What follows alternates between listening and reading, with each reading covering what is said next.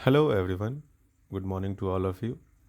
कल रात में मैंने बहुत लेट से वीडियो डाला था, तो आप प्लीज़ उससे पहले देख लेना। इस वीडियो को देखने से पहले तभी समझ में आएगी ये वीडियो, क्योंकि वो सब पार्ट 2 था of part 1 the alchemist novel का, और ये सब पार्ट 3 आज मैं पढ़ूँगा, अभी पढ़ने जा रहा हूँ।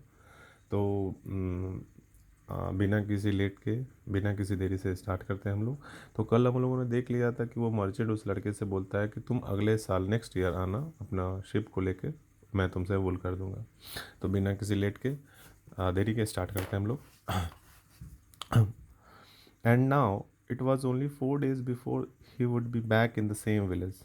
He was excited and at the same time uneasy. Maybe the girl had already forgotten him. Lots of shepherds passed through, selling their wool.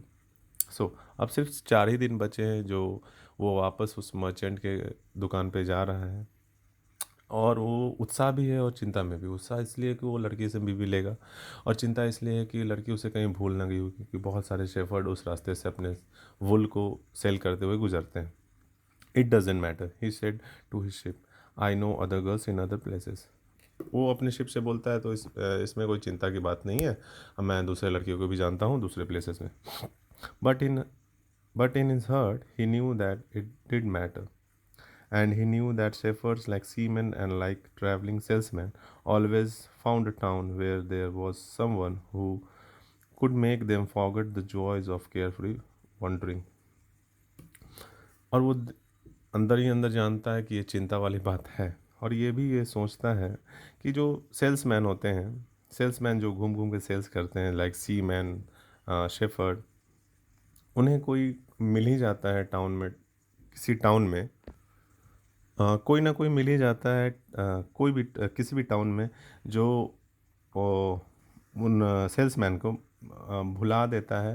एक तरह से भुला मतलब जो वो केयर फ्री वॉन्डरिंग करते हैं, इधर उधर घूमते रहते हैं बिना किसी चिंता के, वो भुला देता है वो, और वो सेल्समैन उस पर्टिकुलर इंसान के बारे में ही सोचने लगता है.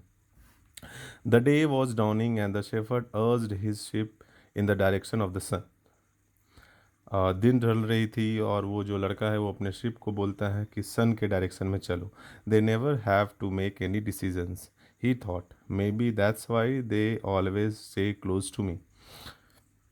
वो सोचता है कि ये जो शिप है, ये कभी कुछ अपना डिसीजन लेते नहीं है, इसलिए इसलिए वो सारे शिप उस लड़के के आसपास रहते हैं. The only things that concerned the ship were food and water. As long as the boy knew how to find the best pastures in Andalusia, they would be his friends. So वो लड़का सोचता है कि बस ship को एक ही चीज़ चाहिए, और वो है पानी और खाना. जब तक मुझे बेस्ट पैस्चर लैंड मतलब ग्रेजिंग लैंड पता है एंडेलिशिया में, तब तक वो मेरे फ्रेंड हैं, फ्रेंड रहेंगे. Yes, their days were all the same, with the seemingly endless hours between sunrise and dusk, and they had never read a book in their young lives. और ये वो भी सोचता है लड़का कि आ, इन सारे शिप के बस एक ही तरह के दिन रहते हैं सारे दिन, बस खाना, सुबह सूरज उगने से लेकर सुबह शाम में सूरज ढलने तक, और वो कभी बुक भी नहीं पढ़ते हैं, कोई भी book. And didn't understand when the boy told them about the sides of the cities. और वो समझते भी नहीं हैं जब बॉय उनको, मतलब शेफर्ड उनको कुछ बोलता है किसी शहर के बारे में. They were content with just food and water. वो सिर्फ बस उन्हें सिर्फ एक फूड और वाटर चाहिए, खाना और पानी चाहिए. And in exchange they generously gave their wool, their company, and once in a while their meat. और इसके बदले में वो अपना वूल देते हैं, अपना कंपनी उस लड़के को साथ में देते हैं, मतलब साथ रहते हैं उसको, और लास्ट में अपना मीट भी दे देते हैं उसे, या किसी भी शेफर्ड को. If I become a monster today and decided to kill them one by one, they would become aware only after most of the flock had been slaughtered. वो लड़का सोचता है कि अगर मैं आज एक मॉन्स्टर बन जाऊँ और एक एक करके मैं इन सारे शिप को मारने लगूँ, वो कुछ उनको पता चलेगा, लेकिन बहुत सारे शिप मर चुके होंगे तब तक, thought the boy. They trust me and they have forgotten how to rely on their own instincts. लड़का सोचता है कि ये मुझ पे भरोसा करते हैं और वो भूल गए हैं कि अपने आप पे कैसे निर्भर वो लोग नहीं हैं, वो लोग हैं ये भूल चुके हैं। Because I lead them to nourishment, मैं उनको एक तरह से पुष्टि देता हूँ और उनको एक मार्ग बताता हूँ कि इस रास्ते चलो ताकि वहाँ पे खाना और पानी मिलेगा। The boy was surprise at his thought, boy को थोड़ा सा कुछ अलग अलग लगा। वो सोचने लगता कि मैं क्यों इस तरह से सोच रहा हूँ। Maybe the church with the sycamore growing from within had been haunted. वो ये सोचता है कि जो चर्च में रुका था प्रीवियस नाइट, वो शायद हॉन्टेड था, मतलब भूतिया था।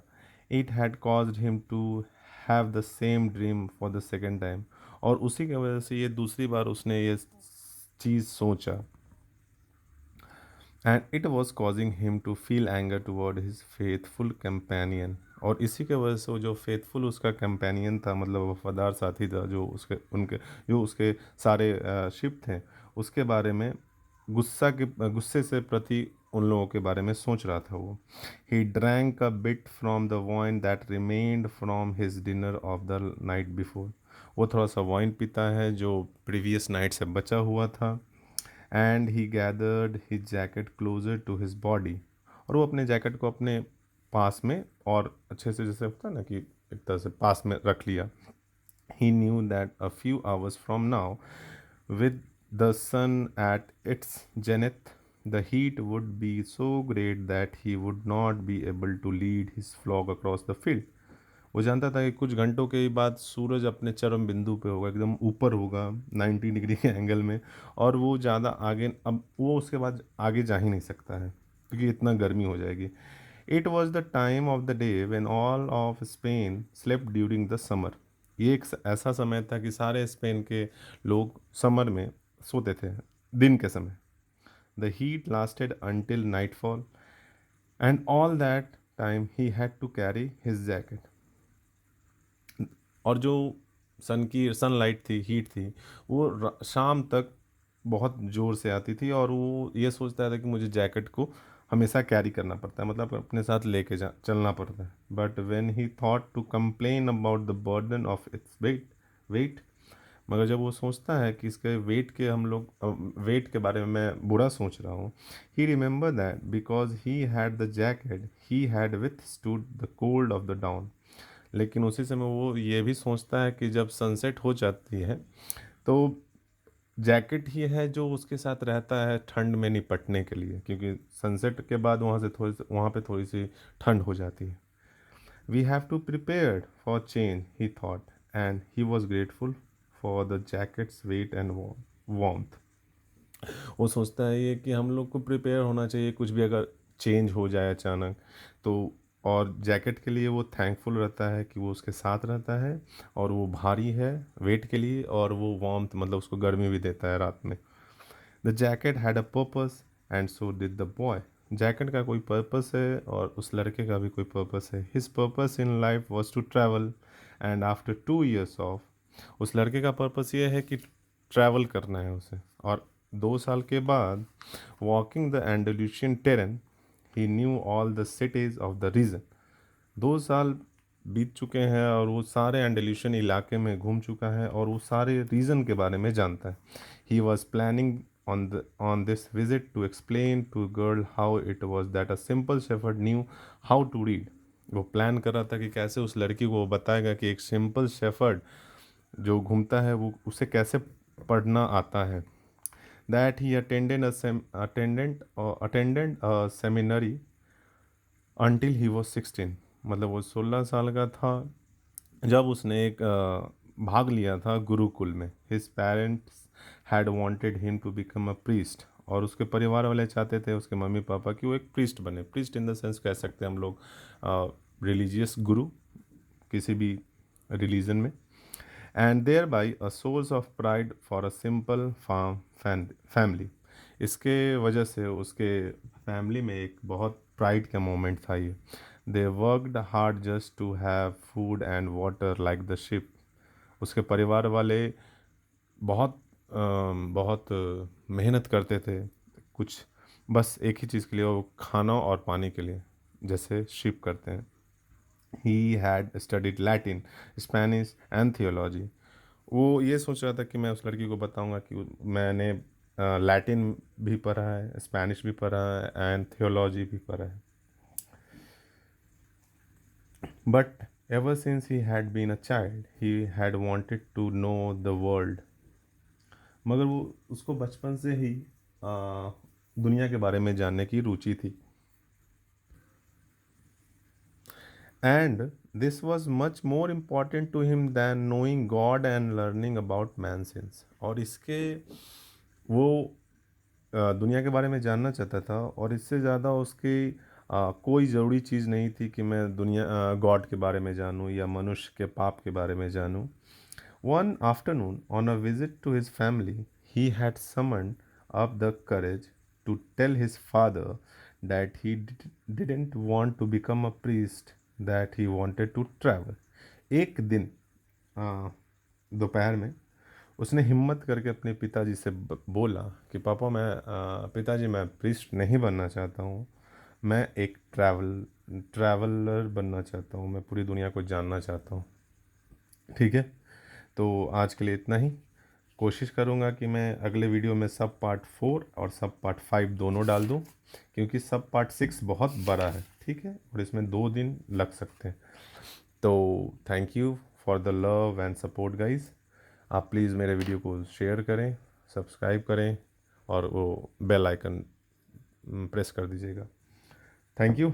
Have a good day. अच्छे से रहो, सेहत रहो, स्वस्थ रहो। सेहत अच्छे से रखना और हेल्दी खाना खाना प्लीज़। बुरे बुरे चीज़ों से दूर रहो। Okay, thank you.